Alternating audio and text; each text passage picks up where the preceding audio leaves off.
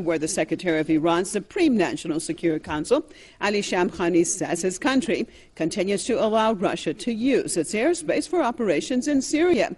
Shamkhani said Iran has decided to do so because Tehran and Moscow have a fully strategic cooperation. He stressed that the Russians' use of the Iranian airspace is based on prior coordination.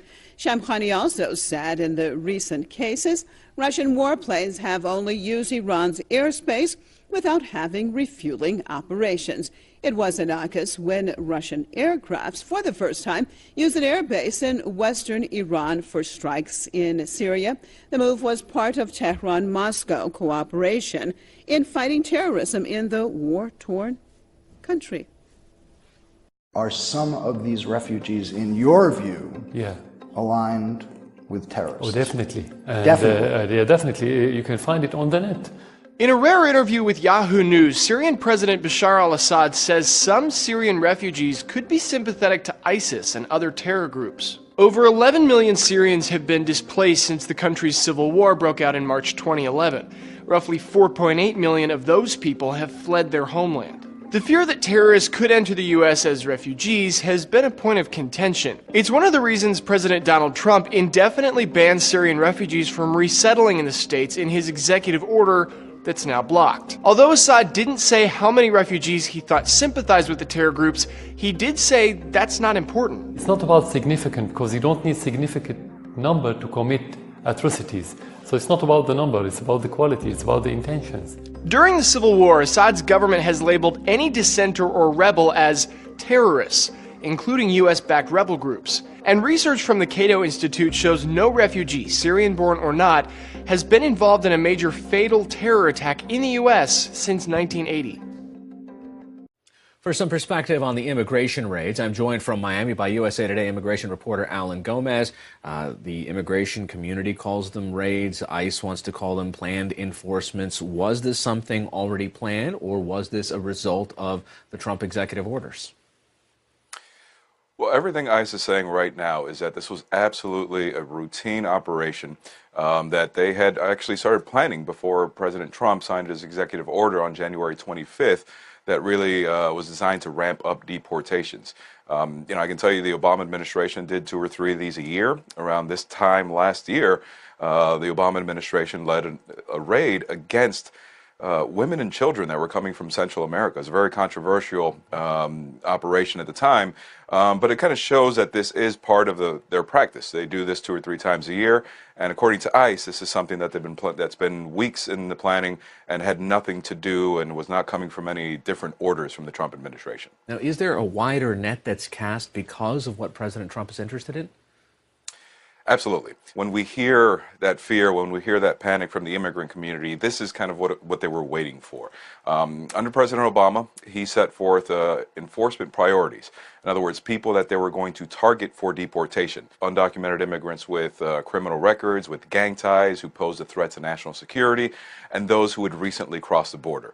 What President Trump did when he signed his executive order on January 25th was vastly expand that pool. So now it's people with any kind of criminal record, people who have been charged with crimes that would be deemed deportable, people who committed public welfare fraud, people who have made false representations to the government. In other words, people who use the fake Social Security number to get a job.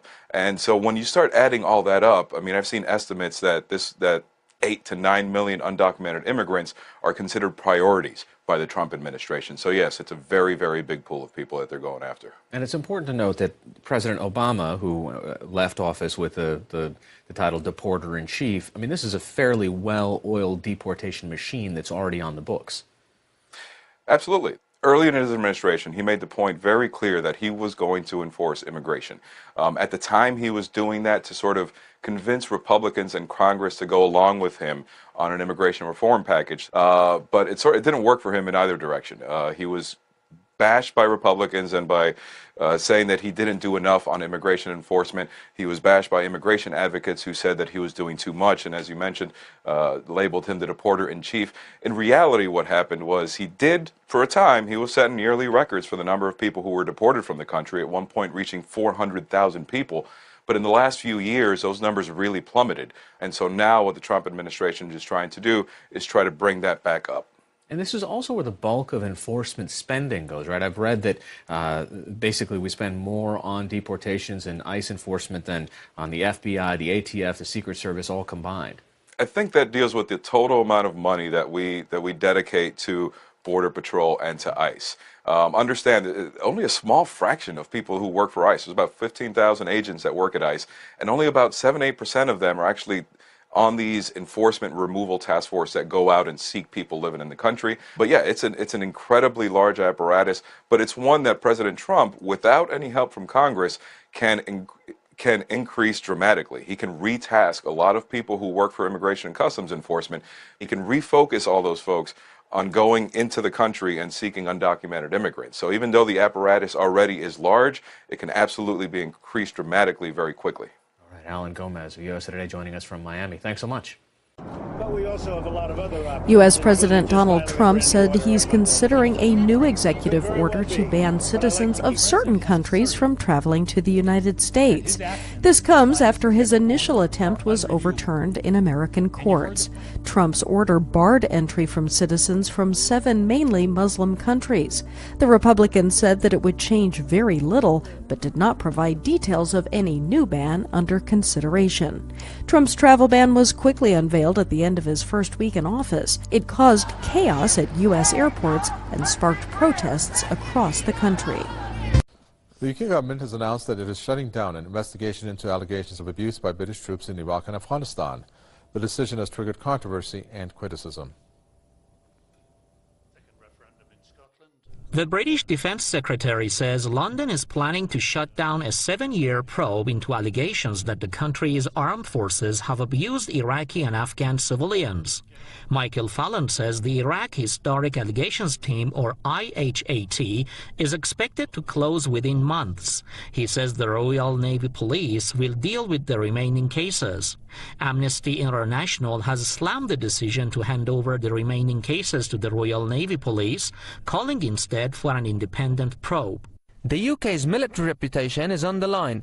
Any credible allegations of abuses by UK forces in Iraq and Afghanistan should be independently investigated, which must mean by a body that's separate from the military itself. The developments came after British lawmakers released a report suggesting that the years-long inquiry has deeply disturbed serving and retired troops. A number of British military forces have been accused of mistreating Iraqi and Afghan detainees during the war on the two nations. Britain's military deployment in Iraq and Afghanistan between 2003 and 2009 spawned multiple allegations of torture and abuse. Some of the claims have proven to be true. What is clear from numerous British investigations and from the fact that millions, tens of millions of pounds in damages have been paid to claimants, is that there were abuses. Still, many believe that justice was not served for the victims and that the British service members who committed the abuses are walking free with impunity. In one of the notorious cases, a 26-year-old hotel receptionist died while in custody at a British base after being detained in a raid in Basra in September 2003. 6 soldiers were cleared of wrongdoing at a court-martial, while a 7th pleaded guilty and served only 1 year in jail.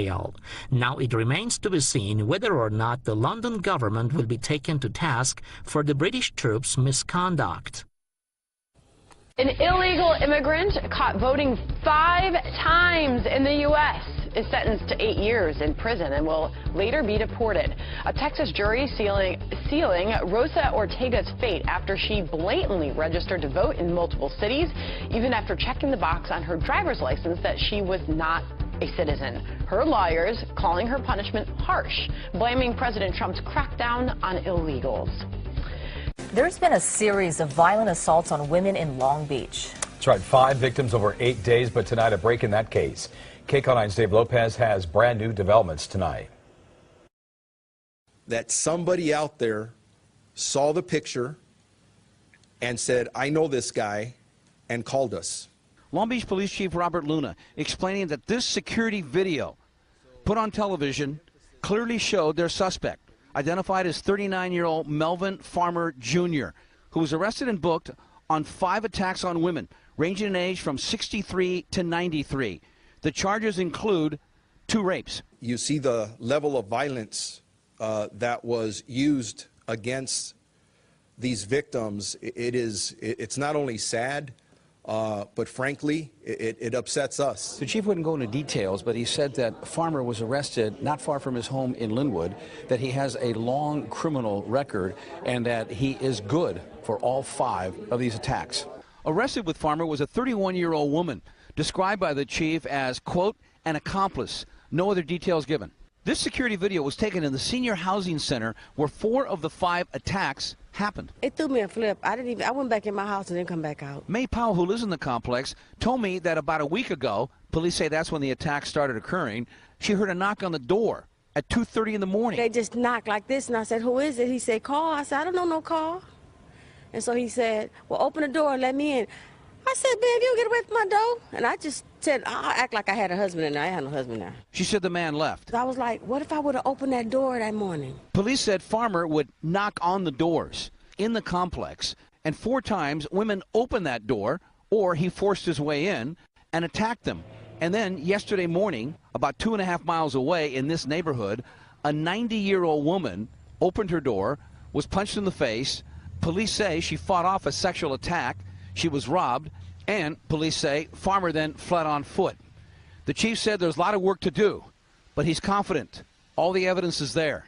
From Long Beach, Dave Lopez, Kick on 9 News. I'm gonna die. I was crying. I was upset. I couldn't breathe. An emotional grandmother there, now back with her grandson, and a stranger accused of kidnapping that 4-year-old boy. Court documents say 30-year-old Tiffany Baginski lured the boy out of his apartment near 68th Street in Thomas yesterday afternoon. All new at 10, Grandma's telling us she was sick in the other room. The front door opened, but the screen door closed when her grandson was taken. Police say they found Baginski and the boy in the area. A short time later, Grandma says she's never even met this woman. She didn't have the right to do what she did. And I will never understand, where was her mind at just to come and take some child out of their house and run off with them? Her face blurred there to try to keep her grandson's name private. She's just glad he's back home tonight.